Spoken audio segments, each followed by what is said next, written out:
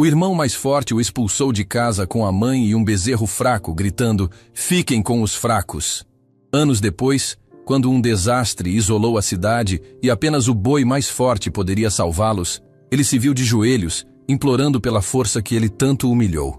Na fazenda Sol Nascente, a força sempre fora a moeda corrente, a medida pela qual os homens da família Tavares eram julgados. E desde o berço, ficara claro para todos quem havia herdado o tesouro e quem ficara com o troco. Os gêmeos, Jorge e Miguel, eram como o dia e a noite, o sol e a sombra, a rocha e o rio. Jorge era a imagem cuspida e escarrada do pai, Antônio. Tinha os ombros largos, as mãos grossas e uma risada que soava como um trovão. Desde menino, sua força física era motivo de orgulho para o pai. Aos 10 anos, já erguia sacos de milho que homens feitos suavam para carregar. Aos 15, domava os cavalos mais ariscos com uma mistura de força bruta e impaciência. Antônio olhava para Jorge e via a continuação de seu próprio legado, uma força inquestionável que garantiria o futuro da fazenda.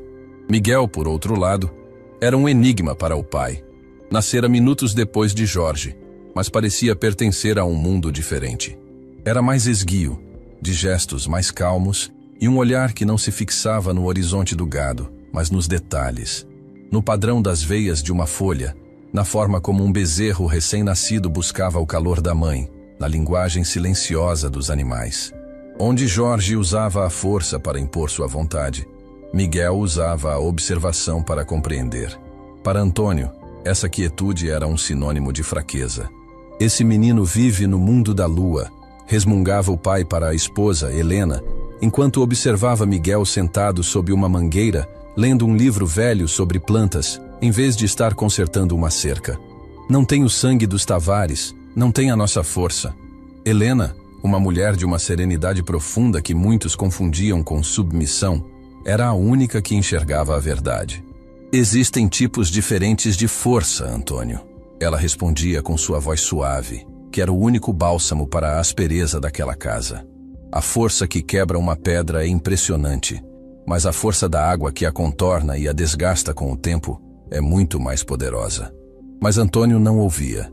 Ele via o mundo em termos de ação imediata, de resultados visíveis, e Jorge lhe dava isso. Numa tarde, enquanto consertavam um trecho da cerca do pasto principal, essa dinâmica se tornou dolorosamente clara. Um dos mourões de aroeira precisava ser fincado em um pedaço de chão particularmente duro e pedregoso. "Deixa comigo, pai!" bradou Jorge, pegando a marreta pesada. Ele atacou o mourão com uma fúria de golpes, o suor escorrendo por seu rosto vermelho, os músculos de seus braços saltando. O mourão entrava, mas de forma torta, rachando a madeira sob a violência dos impactos. Miguel, que observava em silêncio, aproximou-se. "Jorge, espera. O chão aqui é cheio de lajota por baixo. Se você bater com um ângulo um pouco diferente, ali onde a terra é mais escura, ele entra reto." Jorge parou e o fuzilou com o olhar. "Tá me ensinando a trabalhar agora, magricela? Fica aí com seus pensamentos e deixa o serviço para quem tem braço." "Seu irmão tem razão", disse Antônio, mas se dirigindo a Jorge. "Mas ele só sabe olhar. Você sabe fazer. Força, meu filho. Bota força nisso." Incentivado, Jorge desferiu um golpe final, titânico, que fincou o mourão de vez, mas o rachou quase ao meio. "Pronto, serviço feito", disse ele, ofegante e orgulhoso. Antônio deu um tapa em suas costas, um gesto de aprovação que valia mais que ouro para o rapaz. Miguel apenas baixou os olhos, vendo a força cega do irmão e do pai triunfar sobre a lógica. Essa cena se repetiu de inúmeras formas ao longo dos anos, solidificando os papéis de cada um naquela família. Jorge, o herdeiro; Miguel, o anexo, a sombra, o fraco; e Helena, a mãe, tentando com sua presença silenciosa proteger seu filho mais sensível do peso do desprezo familiar. A saúde de Antônio, que sempre parecera tão inabalável quanto as aroeiras de suas cercas, começou a falhar de repente. Um cansaço que não passava, uma tosse que não cedia. Em poucos meses, o homem que era a encarnação da força bruta estava definhando em uma cama, a pele terrosa, a voz um sussurro. Foi nesse período que a verdadeira natureza de seus filhos se revelou. Jorge, impaciente com a doença, visitava o pai, mas sua presença era inquieta, ansiosa para assumir o controle, para que a fazenda não parasse por causa da fraqueza do velho. Miguel, por outro lado, passava horas ao lado do leito do pai. Não falava muito, apenas estava ali.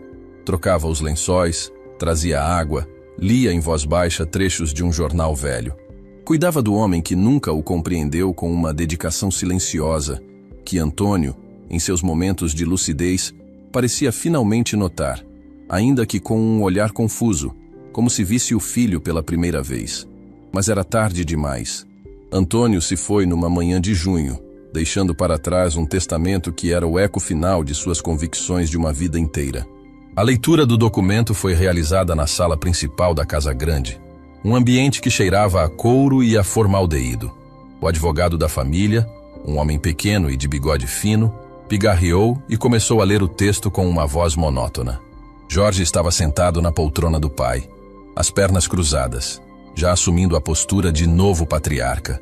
Miguel e Helena sentaram-se juntos em um sofá menor, as mãos unidas. O testamento era curto e brutalmente claro. Eu, Antônio Tavares, em meu juízo perfeito, deixo meus bens da seguinte forma, leu o advogado.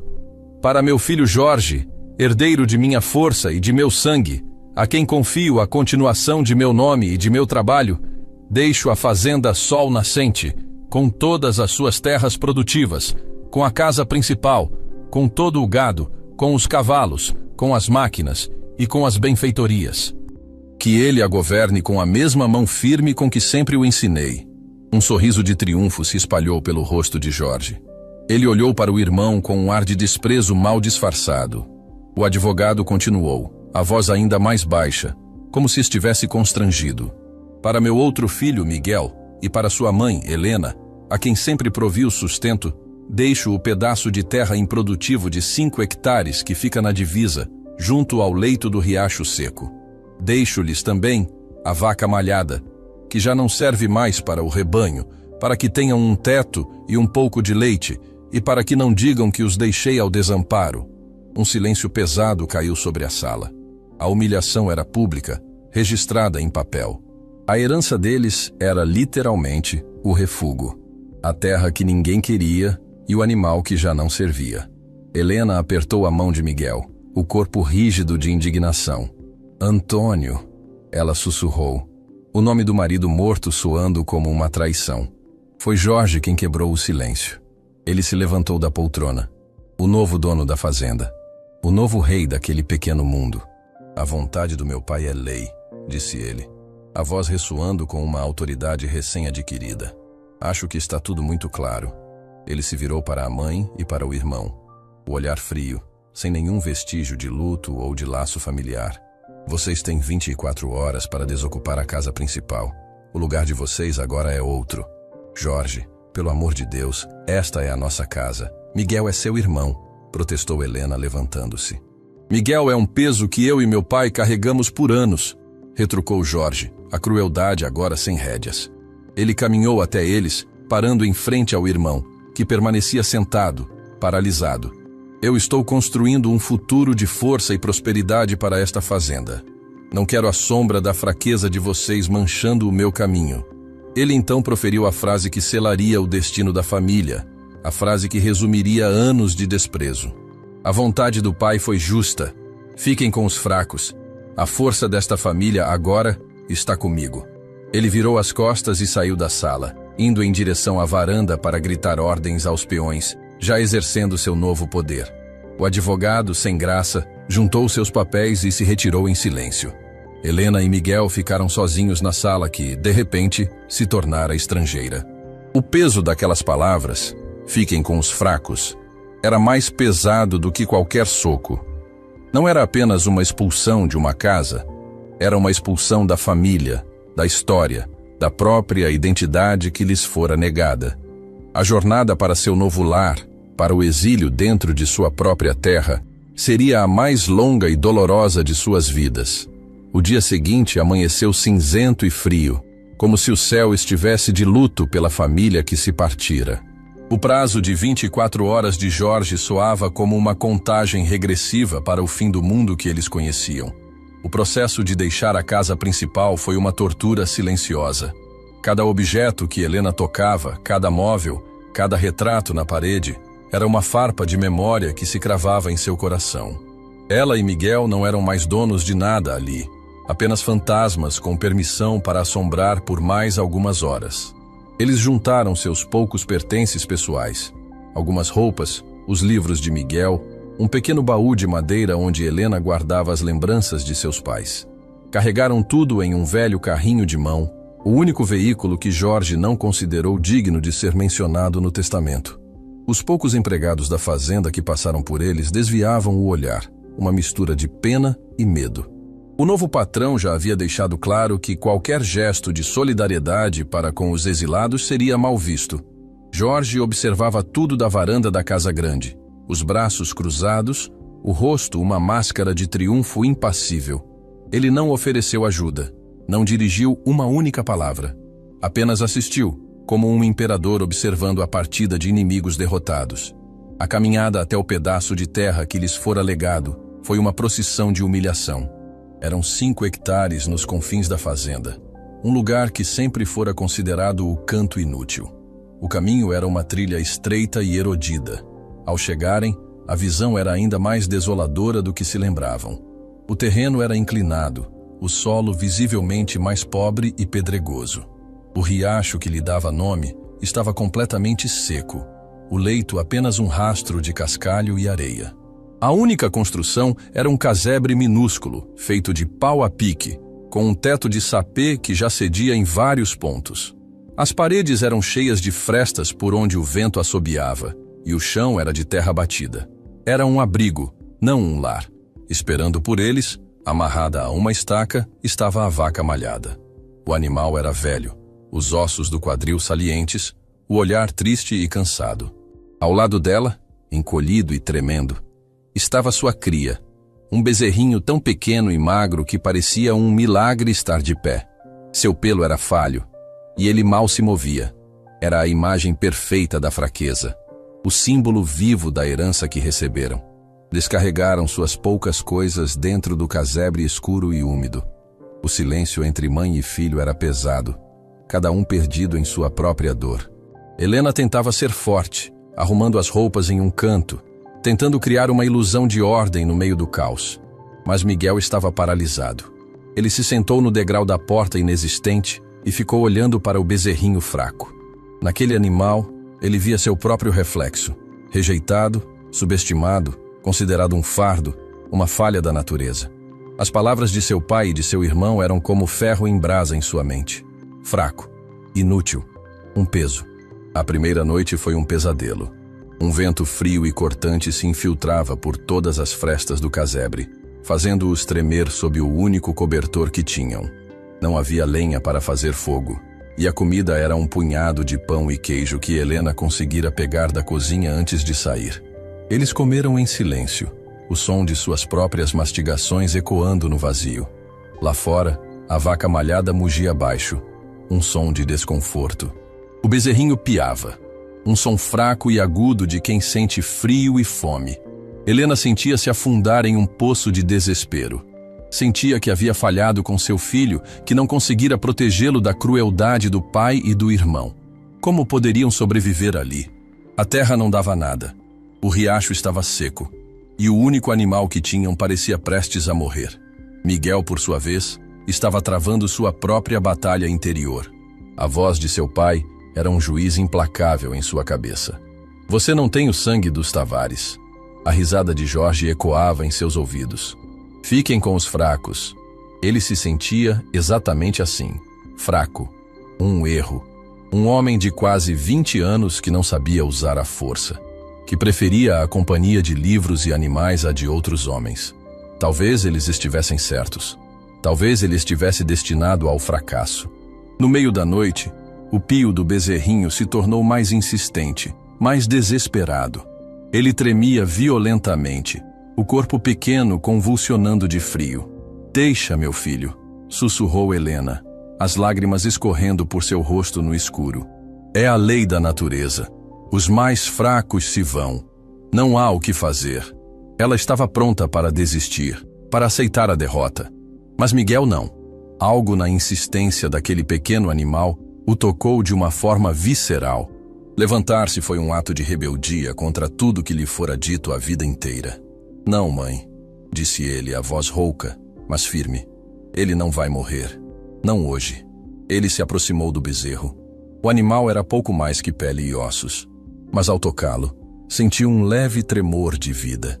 E em seus olhos, grandes e escuros, Miguel viu algo que reconheceu. Um medo profundo, mas também uma faísca teimosa, uma vontade de viver. Era a mesma faísca que ele sentia dentro de si mesmo. Com uma decisão súbita, ele se abaixou e, com um cuidado que surpreendeu a si mesmo, pegou o bezerrinho no colo. Era leve como um feixe de gravetos. Ele o levou para dentro do casebre, para o espanto de Helena. Miguel, o que você está fazendo? É um bicho de curral. Ele é um ser vivo com frio, mãe.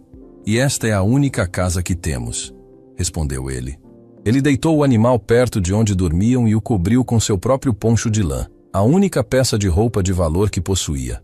O tremor do bezerro diminuiu um pouco sob o calor do tecido. Miguel então se lembrou de algo que lera em um de seus livros de veterinária amadora. Animais fracos precisam de energia rápida. Ele se virou para a mãe. A senhora se lembra daquele melado de cana que a avó usava para os cabritos que nasciam no tempo do frio? Helena, contagiada pela determinação súbita do filho, assentiu. Eles tinham um pequeno pote guardado em seu baú. Miguel misturou uma colherada do melado em um pouco de água morna, que ele esquentou sobre uma vela, e pacientemente, com a ponta dos dedos, começou a umedecer os lábios do bezerro com a mistura. No começo, o animal não reagiu. Mas Miguel insistiu, falando com ele em uma voz baixa e calmante, a mesma voz que usava para acalmar os cavalos mais ariscos. Vamos, valente. Você é mais forte do que pensa. Só um gole. Vamos lá. E então, um pequeno milagre aconteceu. A língua áspera do bezerro saiu timidamente e lambeu o dedo de Miguel. E depois de novo. Com uma paciência infinita, Miguel conseguiu fazer o animal beber alguns pequenos goles da água adoçada. O sol começava a despontar no horizonte, tingindo de cinza as frestas do casebre, quando a luta terminou. O bezerrinho parou de tremer. Sua respiração se tornou mais regular. Ele havia sobrevivido à noite. Miguel estava sentado ao lado do animal, exausto, mas com um sentimento novo crescendo dentro dele. Não era orgulho, nem arrogância. Era uma calma e profunda certeza. Ele olhou para aquele ser pequeno e frágil que todos haviam descartado e fez uma promessa silenciosa. Nós vamos crescer juntos, pensou ele. Vou te transformar no boi mais forte que essa fazenda já viu. Não com gritos nem com chibata, mas com paciência e com respeito. Ele olhou para as próprias mãos, que não eram grossas e calejadas como as de Jorge, mas que haviam acabado de salvar uma vida. Vou mostrar a eles que existem tipos diferentes de força.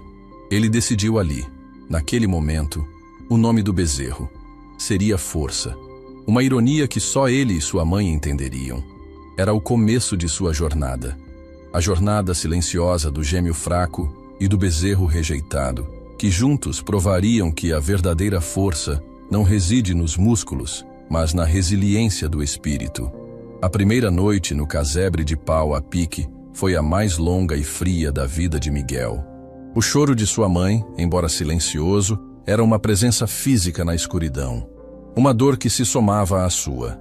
Mas o calor frágil do corpo do bezerrinho, enrolado em seu poncho, tornou-se uma âncora. Salvar aquela pequena vida havia acendido uma faísca em meio ao seu desespero. Ao amanhecer, quando viu o animal de pé, lambendo timidamente o resto da água com o melado, Miguel sentiu algo que não era o orgulho barulhento de seu irmão Jorge, mas uma satisfação quieta e profunda. Ele havia protegido um ser mais fraco que ele. E nesse ato, encontrou uma força que não sabia que possuía. Começou ali uma rotina de sobrevivência, uma dança diária entre a necessidade e a engenhosidade. Helena, com a sabedoria de uma vida inteira no campo, assumiu a liderança na criação do novo lar. Nenhuma terra é completamente morta, meu filho, dizia ela, enquanto examinava o solo pedregoso. A gente só precisa saber onde procurar a vida. Ela encontrou, perto do leito seco do riacho, uma faixa de terra mais escura, onde a umidade teimava em resistir sob a superfície. Ali, com as mãos e com um pedaço de madeira afiado, começaram a cavar e a preparar uma pequena horta. Plantaram os poucos grãos de feijão e milho que Helena havia trazido escondidos em seus bolsos. Enquanto a mãe cuidava da terra, Miguel se dedicou ao bezerro, que ele batizou de Força. O nome era uma ironia, uma provocação silenciosa ao mundo que os havia descartado.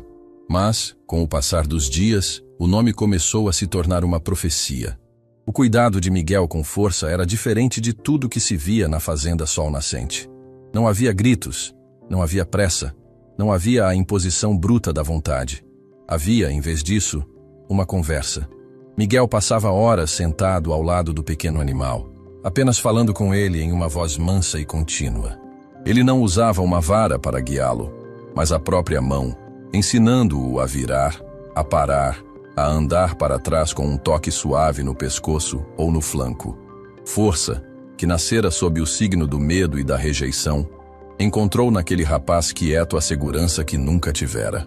O vínculo entre eles se tornava mais forte a cada dia, uma aliança de almas subestimadas. Enquanto Força crescia, a velha vaca malhada, mãe do bezerro, parecia encontrar um novo propósito.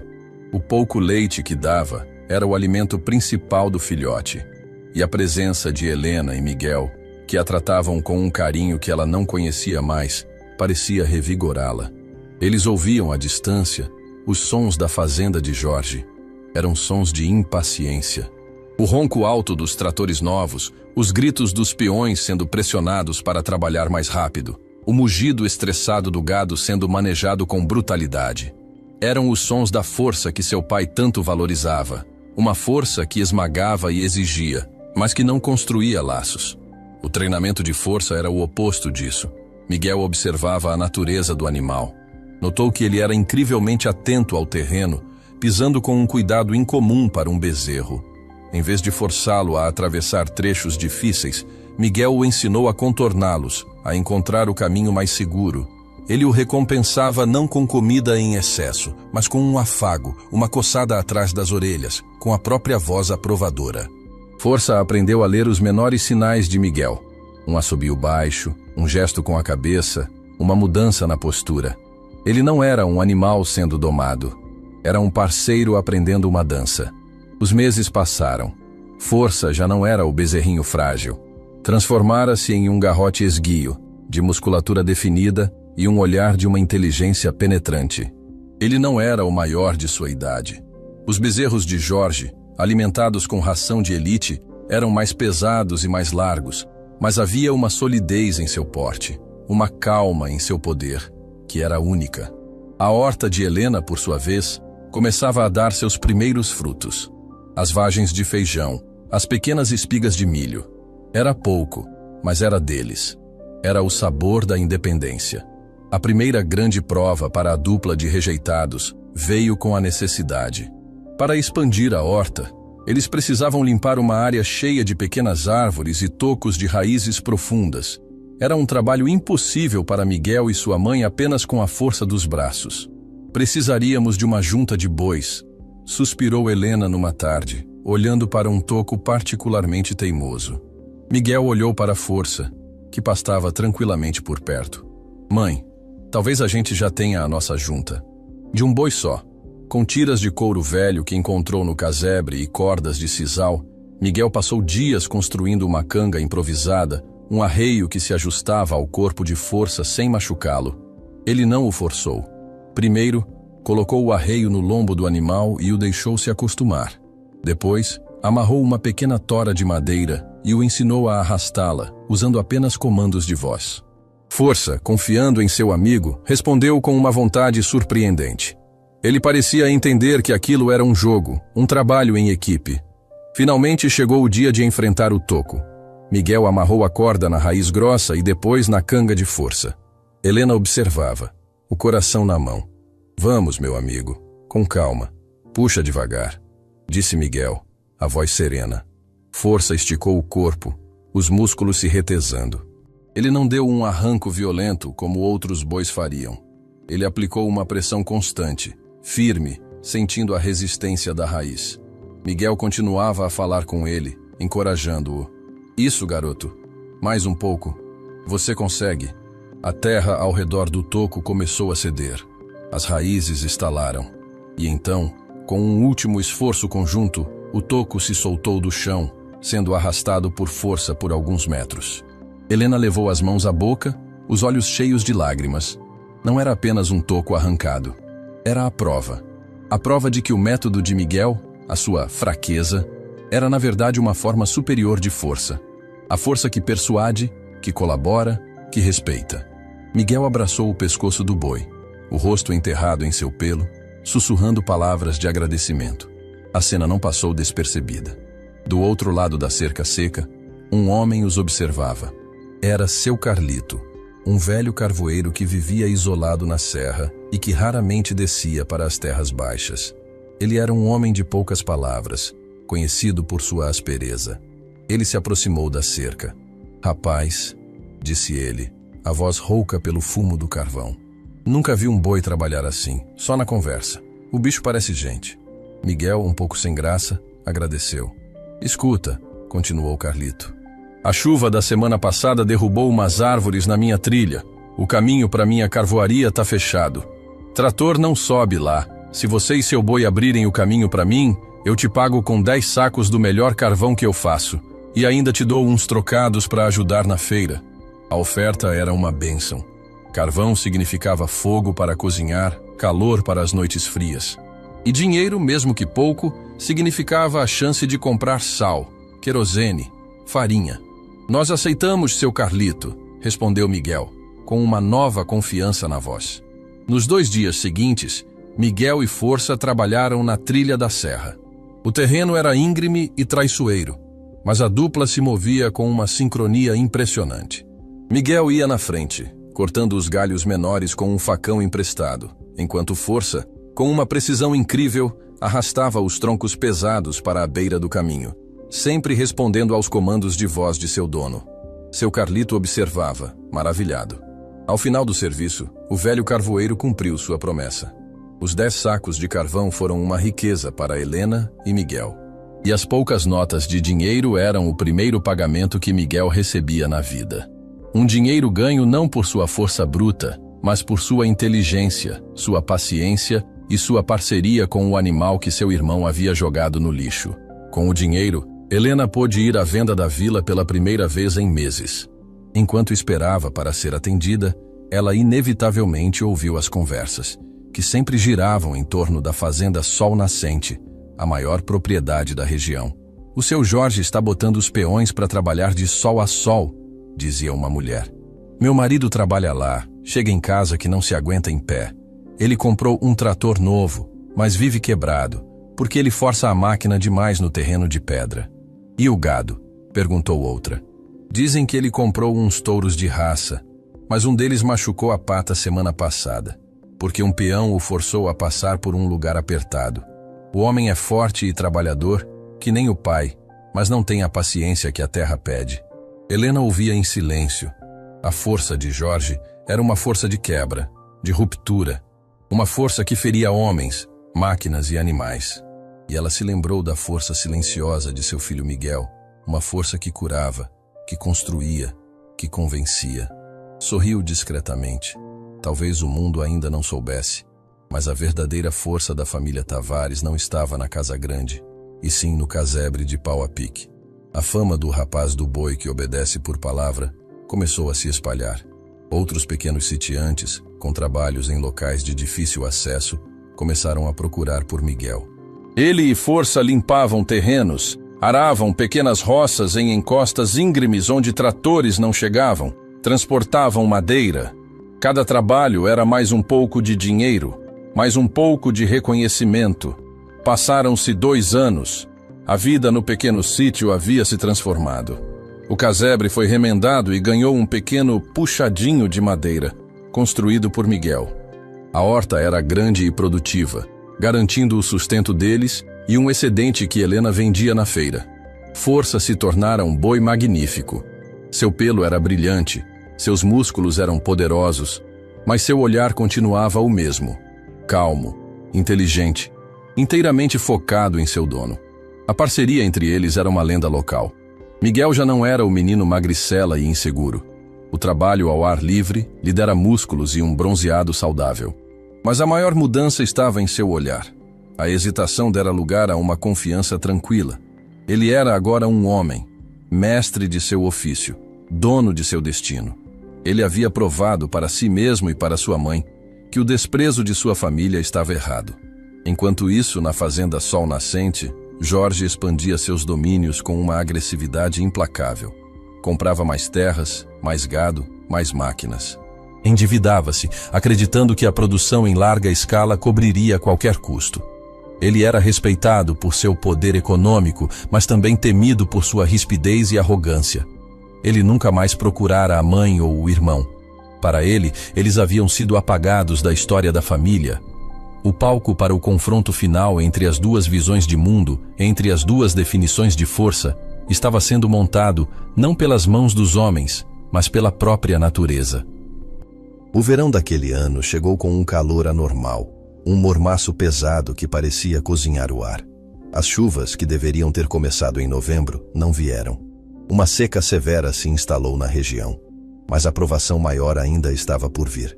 No final de janeiro, quando a esperança por chuva já havia quase morrido, o céu escureceu. Mas não era uma escuridão de nuvens de chuva. Eram nuvens pesadas, de um cinza-chumbo ameaçador, que vinham rolando da serra.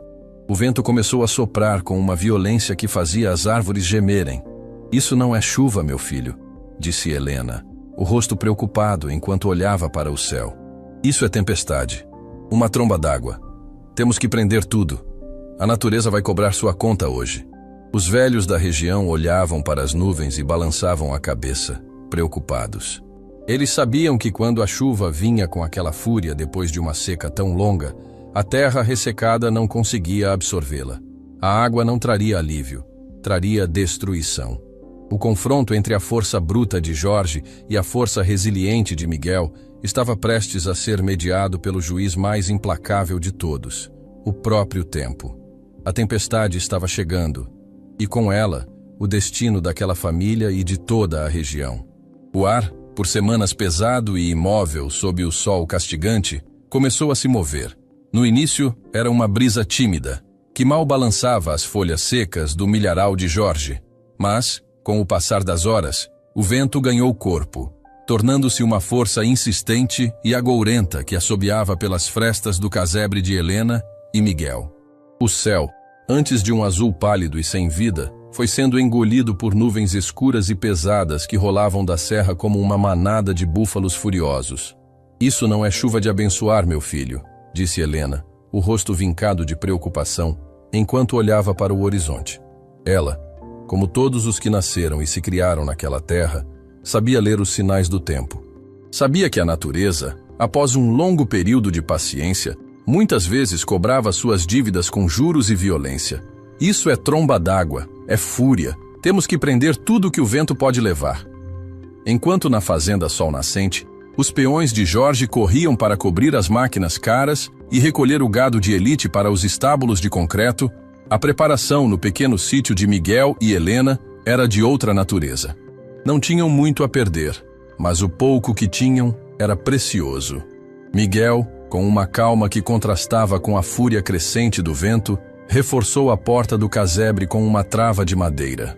Levou a vaca malhada e o agora imponente boi-força para o abrigo mais seguro que tinham, um pequeno galpão que ele construíra nos fundos, com paredes duplas de pau a pique e um telhado baixo, porém firme. Ele conferiu as amarras das telhas, colocou pedras pesadas sobre as pilhas de lenha e carvão e ajudou a mãe a proteger a horta com uma cobertura de folhas de palmeira. As ações deles não eram de pânico, mas de prevenção, de quem entende que contra a força da natureza não se luta, se prepara. A chuva começou com gotas grossas e espaçadas, que batiam na terra ressecada com um som de fritura, levantando um cheiro forte de poeira molhada. Mas em minutos, o dilúvio desabou. Não era chuva, era um muro de água que caía do céu, uma cortina cinzenta que apagava a paisagem. O som era ensurdecedor. O rugido constante da água batendo no teto, nos campos, misturado ao barulho dos trovões que pareciam rasgar o firmamento. A terra, endurecida por meses de seca, não teve chance. Ela não conseguia absorver a violência da água. O riacho seco ao lado da propriedade de Miguel tornou-se um rio furioso em questão de minutos, arrastando galhos, pedras e o pouco de solo superficial que encontrava pela frente. A tempestade durou a noite inteira. Uma noite de vigília para Helena e Miguel, sentados no escuro do casebre, ouvindo a sinfonia aterrorizante da natureza, sentindo o pequeno abrigo tremer a cada rajada de vento.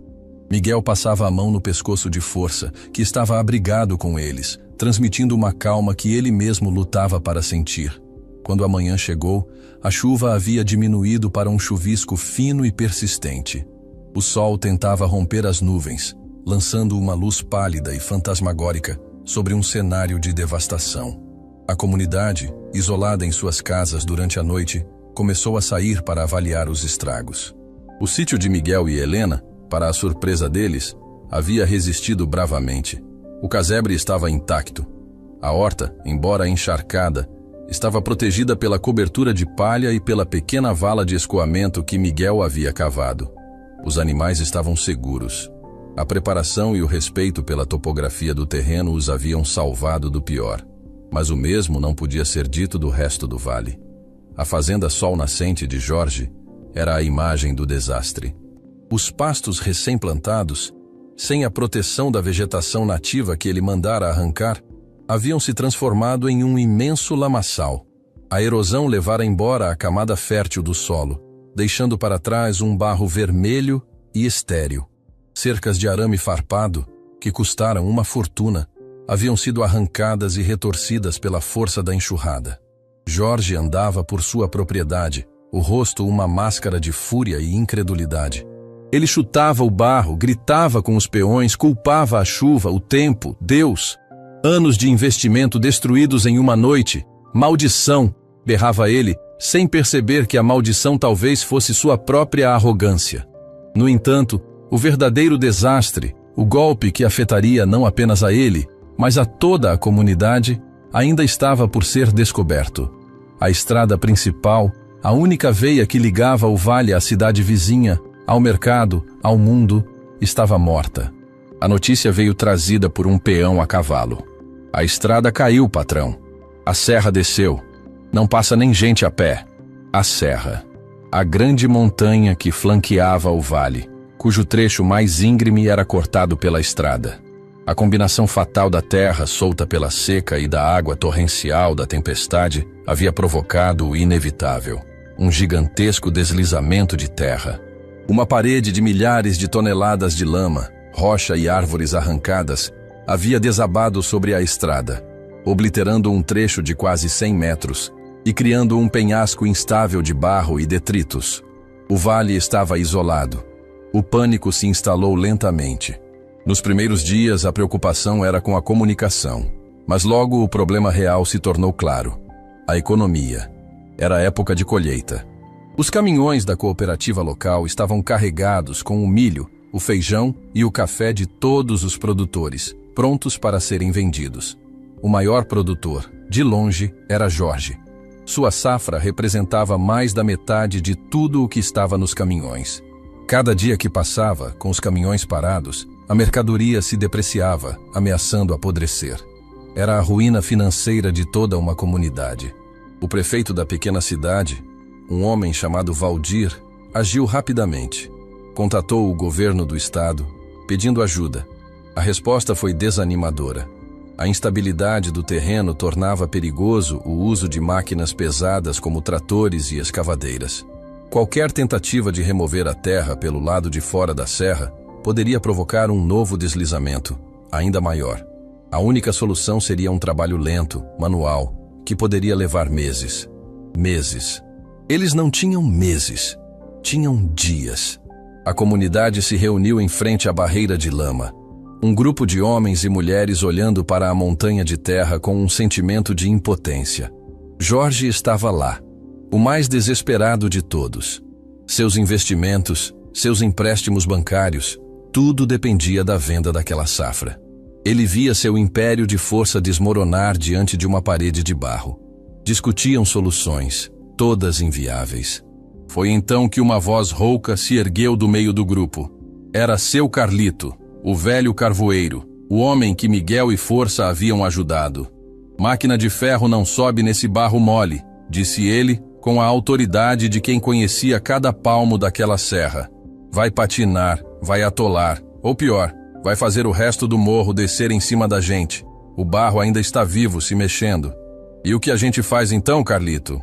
Reza para a estrada se consertar sozinha, retrucou Jorge, a voz cheia de sarcasmo. Carlito o encarou, os olhos pequenos e astutos.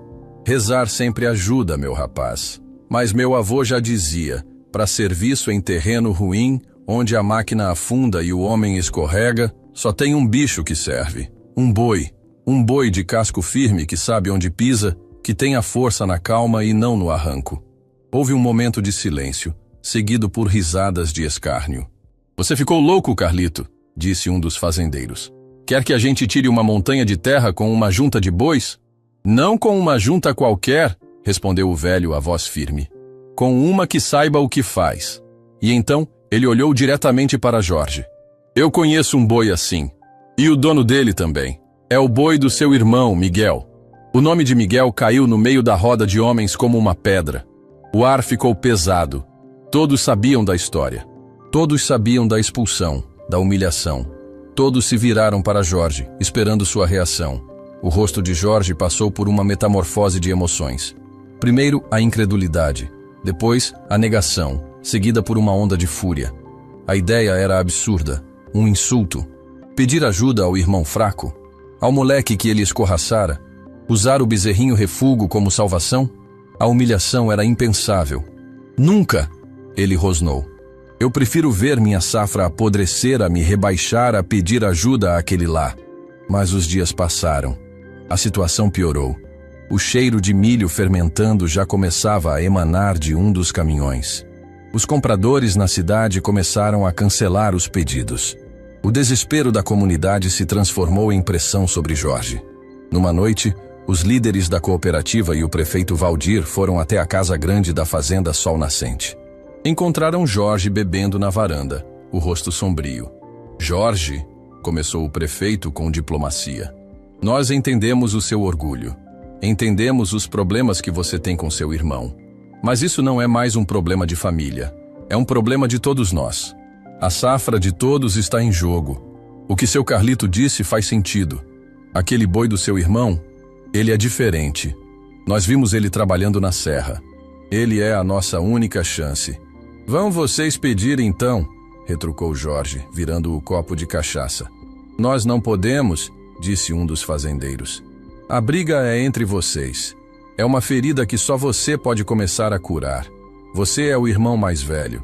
Você é o chefe da família Tavares. A responsabilidade é sua. Vá até lá. Peça. Não por você se não quiser, mas por todos nós, pela sua própria gente. Jorge ficou em silêncio, encurralado. Ele olhou para o vale escuro, para as luzes distantes das casas dos outros fazendeiros, homens cujas famílias estavam à beira da ruína por causa daquele deslizamento, e entendeu que estava preso. Recusar seria se tornar o vilão da história, o homem cujo orgulho custou o sustento de uma região inteira. Aceitar seria a sua crucificação pessoal, a admissão pública de que a força que ele tanto cultuava era inútil diante daquele desafio. Na manhã seguinte, ele tomou sua decisão. Com o gosto amargo da derrota na boca, ele se levantou, não pegou sua caminhonete e começou a caminhar. Fez o mesmo caminho que sua mãe e seu irmão haviam feito anos antes, a trilha estreita e erodida que levava ao canto inútil da fazenda. A cada passo, a humilhação crescia. Ele via as melhorias no terreno.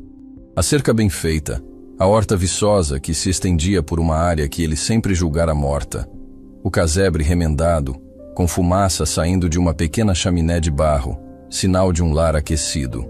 E então ele os viu. Perto do galpão, Miguel estava escovando o pelo de Força. O boi era uma visão. Não era um gigante de músculos exagerados como os touros de Jorge. mas era a imagem da perfeição funcional. Um animal de porte nobre, com músculos longos e definidos, sob uma pelagem brilhante.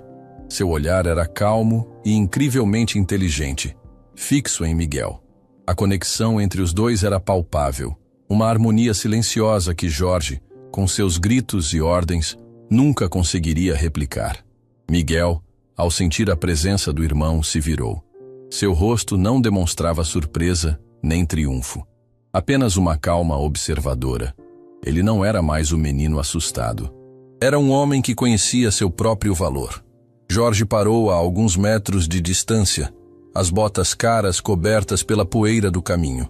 Ele olhou para o irmão, para o boi, para a vida simples e digna que eles haviam construído a partir do nada que ele lhes dera. Abriu a boca para falar, mas as palavras não vieram. O que se diz a um irmão que você tentou apagar? Como se pede ajuda à fraqueza que você tanto desprezou, quando ela se revela como a sua única força? O orgulhoso Jorge, o herdeiro da força dos Tavares, estava ali, mudo e derrotado, prestes a ter que implorar. O silêncio que se estendeu entre os dois irmãos na porta do casebre era mais denso que a neblina da manhã. O cheiro de terra molhada e a visão da horta viçosa de Helena compunham um cenário de dignidade que tornava a posição de Jorge ainda mais incômoda. Ele, o dono da vasta e agora ferida fazenda Sol Nascente, estava ali, um suplicante na soleira da casa que representava tudo o que ele havia desprezado. Miguel permaneceu em silêncio, escovando o pelo de força com movimentos lentos e ritmados. Não havia triunfo em seu rosto, nem um pingo da arrogância que ele tanto sofrera por parte do irmão.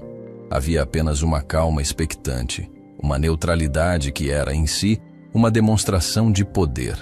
Ele não precisava tripudiar. A própria situação já era a maior das reviravoltas.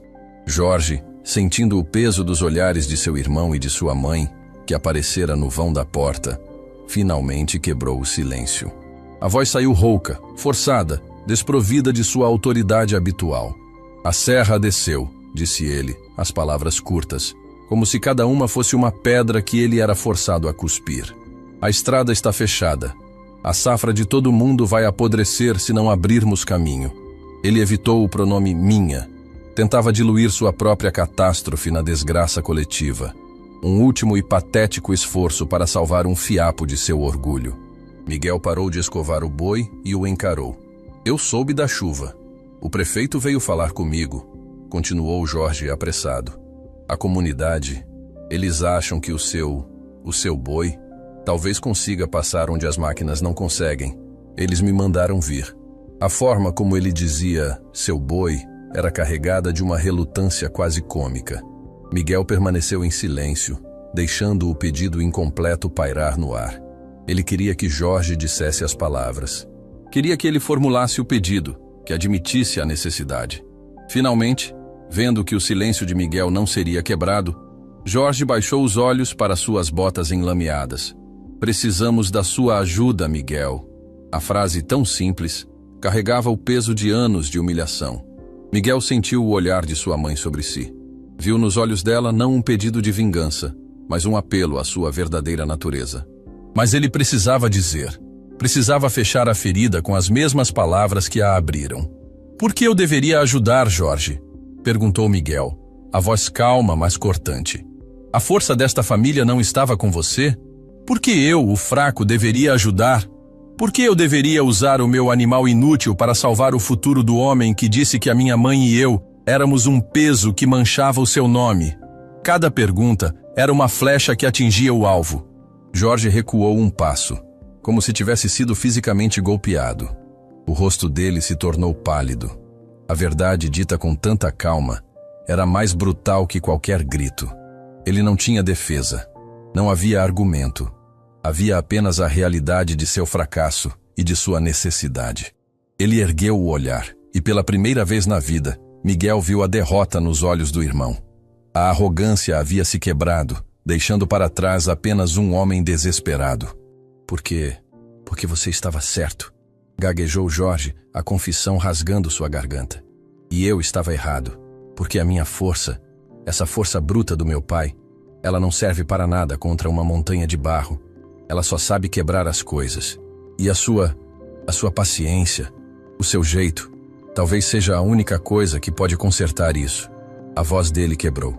Eu te peço, Miguel, não por mim, se não quiser, mas pela mãe, pelos amigos dela que ainda vivem aqui, por seu Carlito, por toda essa gente que vai à falência se a gente não fizer nada.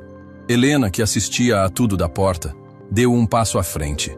Seu rosto não continha julgamento, apenas uma tristeza profunda. A ajuda, Jorge, nunca se nega a quem precisa. Seu irmão sabe disso melhor que ninguém. O olhar dela para Miguel foi o selo final. Miguel suspirou, a tensão deixando seus ombros.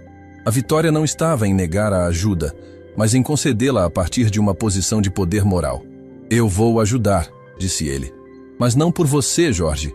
Vou pela nossa mãe e pela nossa gente. E o trabalho será feito do meu jeito, sem um único grito, sem um único chicote. Apenas com calma e com respeito. Você vai ajudar também, como meu ajudante. E vai fazer exatamente o que eu disser. A última frase foi a condição final. A inversão total de papéis. Jorge, o patrão, teria que obedecer às ordens do irmão que ele sempre considerou seu inferior. Engolindo em seco, ele apenas assentiu. A chegada de Miguel, Helena e o imponente boi Força ao local do deslizamento foi um evento. A comunidade inteira estava lá, um aglomerado de rostos ansiosos e céticos. Quando viram Força, um boi de uma beleza serena e um poder contido, os murmúrios de dúvida deram lugar a um zumbido de admiração. O animal parecia uma estátua viva, uma montanha de músculos que se movia com a graça de um dançarino. Miguel não se deixou levar pela atenção. Ignorou os olhares e começou a trabalhar. Por quase uma hora, ele não tocou em uma única ferramenta. Apenas caminhou pela base da barreira de lama, os pés afundando no barro, os olhos estudando cada detalhe. Observou a inclinação, a consistência da terra, os pontos onde as rochas e os troncos de árvores criavam pontos de apoio ou de risco. Força esperava pacientemente, a cabeça erguida, os olhos fixos em seu dono, como um soldado aguardando as ordens de seu general. Ele não vai fazer nada? Cochichou um fazendeiro para outro. Jorge, que estava no meio do grupo, sentia a impaciência crescer. Era o jeito de Miguel, a sua enrolação de sempre. Mas ele havia feito uma promessa e permaneceu em silêncio, mordendo a própria língua. Finalmente, Miguel voltou. Não podemos atacar de frente, disse ele para o grupo. O centro está muito instável. Vamos começar pelas laterais, criando um caminho seguro. Usaremos os troncos menores para construir uma base, uma espécie de muro de contenção. Só depois vamos puxar as pedras maiores. Seu plano era lógico, metódico. Era um plano de engenheiro, não de um brutamontes. Os fazendeiros, acostumados a resolver problemas na marra, se entreolharam, mas o prefeito Valdir interveio. O rapaz sabe o que está fazendo. Vamos seguir o plano dele. E o trabalho começou. Foi uma visão que ninguém naquela região jamais esqueceria. A parceria entre homem e animal era uma coreografia de confiança mútua. Miguel não precisava de cordas de cabresto. Ele caminhava ao lado de Força, guiando-o com comandos de voz baixa e gestos sutis. Devagar, amigo. Firme agora. Puxa. Força respondia com uma inteligência que parecia humana. Ele colocava suas enormes patas com um cuidado cirúrgico, testando a firmeza do chão antes de aplicar seu peso. Ao puxar os troncos com as correntes que os homens amarravam, ele não dava arrancos. Aplicava uma força gradual, contínua, usando o peso de seu corpo de forma inteligente, sentindo a resistência e ajustando sua força. Era um trator vivo, mas com a sensibilidade de um artesão. O trabalho era lento, mas seguro. Tronco por tronco, pedra por pedra, um caminho começou a ser esculpido na parede de lama. A comunidade, que no início apenas observava, começou a se envolver. Inspirados pela dedicação de Miguel, os homens pegaram suas próprias ferramentas e começaram a ajudar, quebrando pedras menores, limpando os detritos que Força arrastava. Virou um mutirão, uma força-tarefa liderada pelo rapaz que todos consideravam fraco. E Jorge? Jorge estava no meio de tudo, reduzido a um peão comum. Jorge, preciso que você e mais 2 homens segurem essa corda para dar estabilidade ao tronco, dizia Miguel, a voz calma e profissional. E Jorge, o grande patrão da fazenda Sol Nascente, obedecia. Ele segurava cordas, carregava pedras, suava e se sujava no barro como qualquer outro. Cada ordem que recebia de seu irmão gêmeo era uma pequena morte para seu orgulho. Mas era também, de uma forma estranha e dolorosa, uma lição. Ele via a eficiência da calma, o poder da paciência. Via o respeito que os outros homens agora dedicavam a Miguel. Ele estava testemunhando, em primeira mão, a ascensão do irmão que ele tentara apagar. Houve momentos de grande tensão. Numa tarde, um grande bloco de terra úmida se soltou da parte de cima da barreira, deslizando perigosamente na direção da equipe. Houve um grito de pânico, mas Força, sentindo a vibração do chão e ouvindo um comando agudo de Miguel, firmou-se como uma rocha, segurando o tronco que servia de âncora e impedindo que a corda arrastasse os homens que a seguravam. Sua calma em meio ao perigo salvou vários homens de um acidente sério. Depois de 3 dias de trabalho incessante, do nascer ao pôr do sol, o impossível começou a tomar forma. Um caminho estreito, mas aparentemente firme, agora cortava a barreira de lama. Era íngreme, tortuoso, mas era uma passagem. "Está pronto", anunciou Miguel, exausto, o corpo coberto de barro. "Acho que um caminhão consegue passar, mas tem que ser devagar." A comunidade inteira prendeu a respiração. O motorista do primeiro caminhão da cooperativa, o mesmo que carregava a maior parte do milho de Jorge, subiu na cabine, o rosto pálido de nervosismo. Ele ligou o motor e começou a avançar lentamente pela trilha recém-aberta. O caminhão patinava no barro, o motor gritava em protesto, as rodas passando a centímetros do barranco. Força foi usado para dar tração extra em uma das subidas mais íngremes, empurrando a traseira do caminhão com a cabeça em uma demonstração de poder controlado que arrancou suspiros da multidão. E então, após longos e tensos minutos, o caminhão chegou ao outro lado. Um grito de celebração explodiu no vale. Era um som de alívio, de alegria, de vitória. Os homens correram para abraçar Miguel, levantando-o nos ombros. "Você conseguiu, rapaz! Você salvou a todos nós!" gritava o prefeito Valdir. As mulheres traziam garrafas de água e comida para ele e para Helena. As crianças se aproximavam para tocar em Força, como se ele fosse uma criatura mítica. Miguel, no alto dos ombros dos fazendeiros, não sorria com arrogância. Seu rosto mostrava um cansaço profundo, mas também uma paz serena. Ele havia cumprido sua promessa.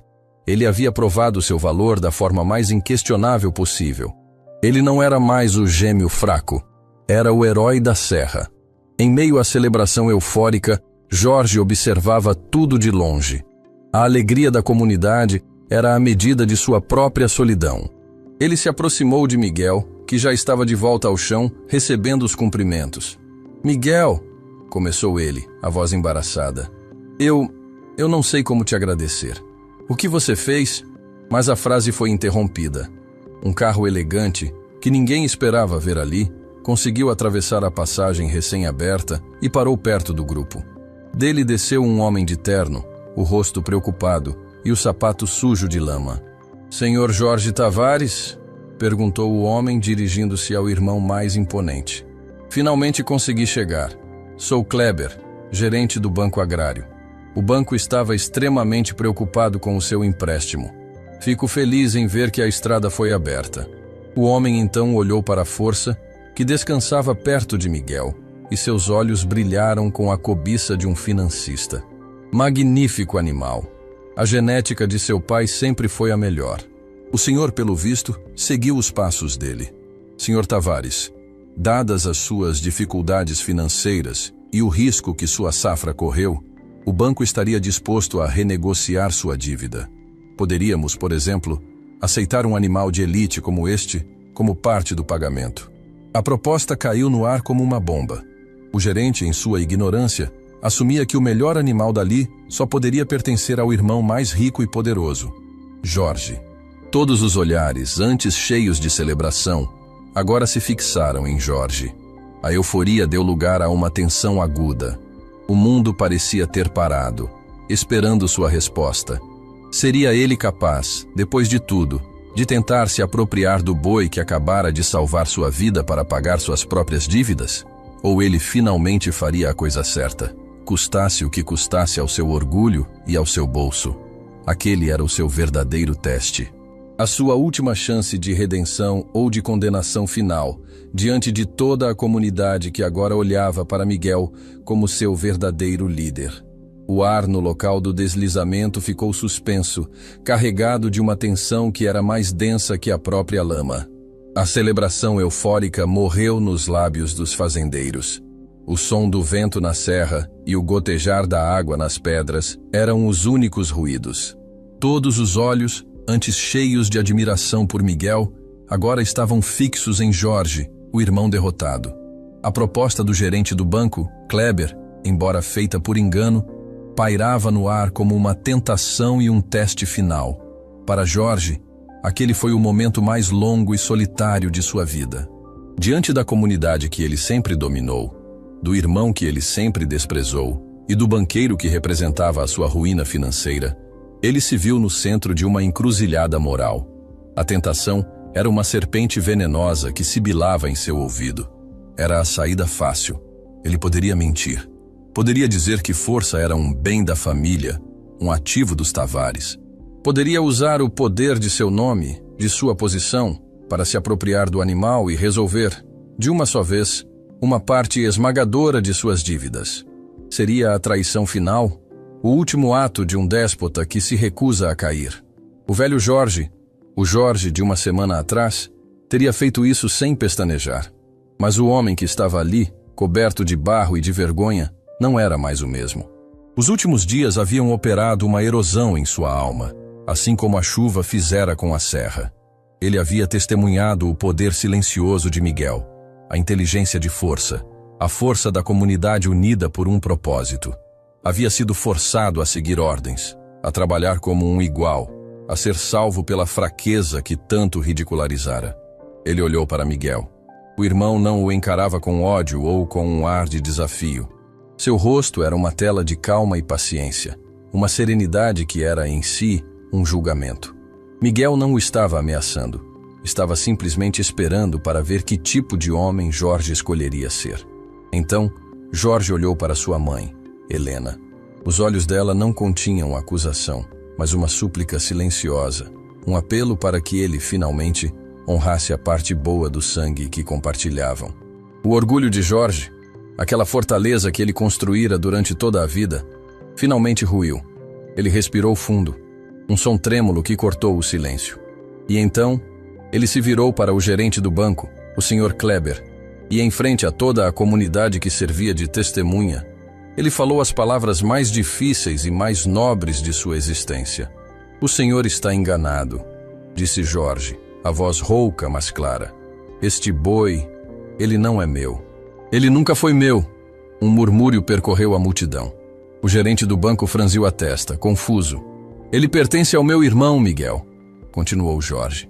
E pela primeira vez, ele disse o nome do irmão sem um pingo de desprezo, mas com um respeito recém-descoberto. Ele se virou para a comunidade. "A força que abriu essa estrada, a força que salvou a safra de todos nós, não é a minha, é a dele." Ele apontou para Miguel. A confissão pública foi como um trovão em céu claro. Era mais do que uma correção. Era uma abdicação. Era a transferência pública de poder, de status, de honra. Jorge então caminhou os poucos passos que o separavam de Miguel. A multidão abriu caminho, reverente. "Ele é seu, Miguel", disse Jorge, olhando nos olhos do irmão. "Totalmente seu. E o que você fez hoje, por todos nós, obrigado." A palavra saiu com dificuldade, mas era sincera. "E, me perdoe." Miguel olhou para o irmão, para o homem quebrado à sua frente, e viu não mais um inimigo, mas apenas um homem que se perdera. Ele assentiu lentamente. "Está tudo bem, Jorge." Aquelas poucas palavras selaram a paz. A tensão na multidão se desfez, substituída por uma onda de alívio e uma admiração ainda maior por Miguel, que havia vencido não só a montanha, mas também o ódio. O gerente Kleber, no entanto, era um homem de negócios. Se o boi não era o ativo, talvez o dono do boi fosse. Ele se recompôs rapidamente e se aproximou de Miguel com um novo brilho nos olhos. Senhor Miguel Tavares, disse ele, o tratamento formal marcando a mudança de status de Miguel. Peço desculpas pelo meu engano, mas minha avaliação de valor não estava errada, apenas o dono. O seu método de trabalho, a habilidade extraordinária deste animal. Isso é um ativo valiosíssimo. Ele estendeu um cartão de visitas. O Banco Agrário teria um imenso interesse em financiar um projeto liderado pelo senhor. Um centro de treinamento para animais de trabalho, um serviço de transporte especializado para terrenos de risco. O potencial aqui é enorme. A força do futuro da agricultura nesta região não está em máquinas mais pesadas, mas em métodos mais inteligentes como o seu. Miguel ficou atônito. Ele, que nunca havia pensado em termos de projetos ou financiamentos, sua vida inteira fora sobre sobrevivência, sobre cuidar, sobre uma parceria silenciosa com seu animal. A ideia de transformar seu jeito em um negócio era avassaladora. Naquela noite, de volta a seu casebre, ele discutiu a proposta com sua mãe. Um centro de treinamento, mãe? Eu? O que eu sei sobre ensinar? Helena sorriu, o sorriso mais brilhante que ele já vira em seu rosto. Meu filho, você passou a vida inteira aprendendo a linguagem da paciência e do respeito. Você ensinou um bezerro rejeitado a se tornar o herói de um vale. E hoje, sem querer, você ensinou a seu irmão o significado da humildade. Você não acha que tem algo a ensinar ao mundo? Inspirado pela fé de sua mãe e pela sua própria conquista, Miguel aceitou a proposta do banco, mas, como sempre, do seu jeito. Ele não quis construir uma grande empresa impessoal. Com o financiamento, ele adquiriu um pedaço maior de terra, adjacente ao seu, e começou a construir o Centro de Treinamento e Trabalho Sustentável Força em CIA, uma referência ao seu parceiro de 4 patas.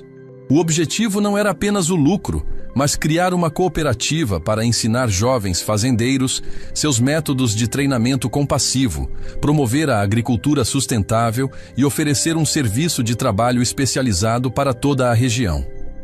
A construção do centro foi um evento comunitário. No primeiro grande mutirão, os mesmos homens que ele salvara apareceram com suas ferramentas, suas famílias e cestas de comida. Era um dia de festa e de trabalho. E para surpresa de todos, uma figura hesitante apareceu no meio da manhã. Era Jorge. Ele não veio para dar ordens. Veio com as mãos vazias e o olhar humilde. Eu posso ajudar? Perguntou ele a um dos organizadores.